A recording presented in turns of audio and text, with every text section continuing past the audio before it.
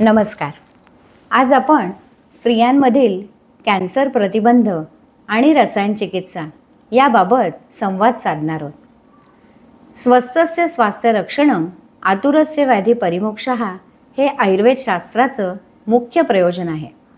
म्हणजेच आयुर्वेद शास्त्राने आपले प्रयोजन सांगताना स्वस्थस्य स्वास्थ्य रक्षणम म्हणजेच निरोगी व्यक्तीच्या आरोग्य रक्षणाला अग्रक्रम दिला आणि या आरोग्य रक्षणात महत्त्वाची भूमिका बजावणारी चिकित्सा म्हणजे रसायन चिकित्सा. आता सर्वप्रथम आपण रसायन या शब्दाचा अर्थ समजून घेऊया. रसायन हा शब्द रस आणि आयन या दोन शब्दांनी बनलेला आहे. रस म्हणजे शरीरातील रस, रक्त, मांस, मेद, अस्थी, मज्जा आणि शुक्र हे 7 धातू आणि अयन म्हणजे मार्ग. थोडक्यात रसायन म्हणजे रसादी 7 धातूंची पुष्टी करणारा, वर्धन करणारा मार्ग किंवा चिकित्सा म्हणजे रसायन चिकित्सा.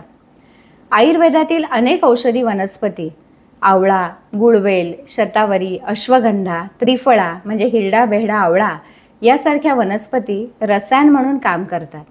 आवळ्यापासून बनवण्यात येणारा च्यवनप्राश, अगस्तीप्राश ही औषधे देखील रसायन गुणधर्माची आहेत.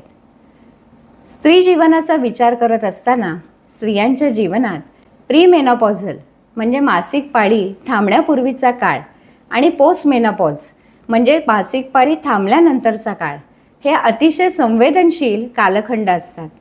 या कालखंडामध्ये जर स्त्रियांनी रोज एक छोटा चमचा शतावरी कल्प 1 कप गाईच्या दुधातून घेतल्यास हितकर ठरते.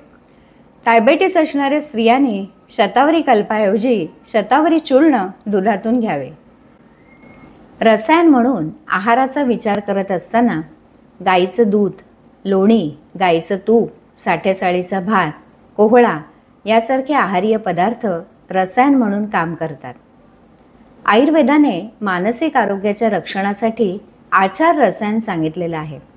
आचार रसायन म्हणजे धर्मविहित आचरण, थोडक्यात नीतिमत्तेनुसार आचरण करणे.